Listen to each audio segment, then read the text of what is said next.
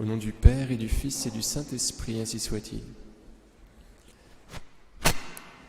Chers amis, nous fêtons aujourd'hui Saint Paul de la Croix, le fondateur des passionistes, qui s'appelait avant les clercs déchaussés de la Croix et de la Passion.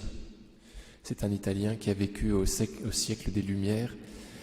Il était issu d'une famille de 16 enfants et enfant, il fut gratifié de visions de la Passion du Christ et il fut clairement invité par Dieu à fonder une congrégation dédiée à la méditation de la Passion du Christ. Ce qu'il entreprit de faire, il fonda cette congrégation quand il avait environ 20 ans, 26 ans je pense, si mes souvenirs sont bons. Et donc il contemplait la Passion de Jésus. C'était une congrégation où l'on observait donc les 3 préceptes évangéliques d'obéissance, de pauvreté, de pureté, et auquel il avait ajouté ce vœu-là qui devait être pratiqué, qui était celui de méditer la Passion de Jésus. Il emboîtait le pas au grand saint du Carmel, qui se convertissait en contemplant la Passion de Jésus. Souvenons-nous que Thérèse d'Avila, après 20 ans d'errance cloîtrée, se convertit au Seigneur Jésus, véritablement à son époux qui la cherche, en tombant sur une mini-statue d'un Christ aux outrages.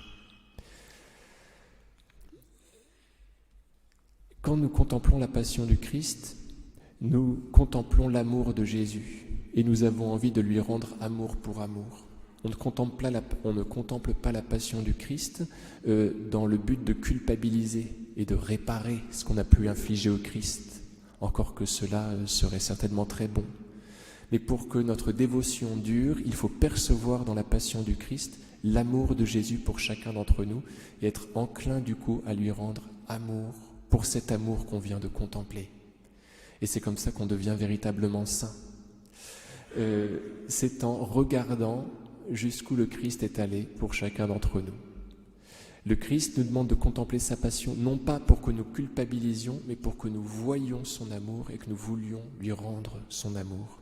Il ne nous manipule pas. Il nous dit « Regarde comme je t'aime et bien sûr que j'espère que tu m'aimeras en retour. » Quand nous méditons la Passion de Jésus, nous ne pouvons être qu'heureux. Alors bien sûr, elle peut nous faire pleurer, mais c'est toujours pour y voir, il faudrait que ce soit un pleur devant l'amour de Jésus pour nous. Saint François de Sales disait « Au pied de la croix du Seigneur, toutes nos amertumes deviennent douces. » Au pied de la croix du Seigneur, toutes nos amertumes deviennent douces. Donc, Saint Paul de la Croix fonda les passionnistes qui portaient l'habit que Paul avait vu porter au Christ dans une de ses visions. Le Seigneur Jésus lui était apparu, quand Paul était petit, portant une tunique noire marquée d'un cœur au niveau du cœur, où il y avait marqué « Passion de Jésus-Christ ». Et donc les passionnistes portent cet habit-là. Toujours aujourd'hui, ils sont sur le Celio à Rome, dans un très bel endroit.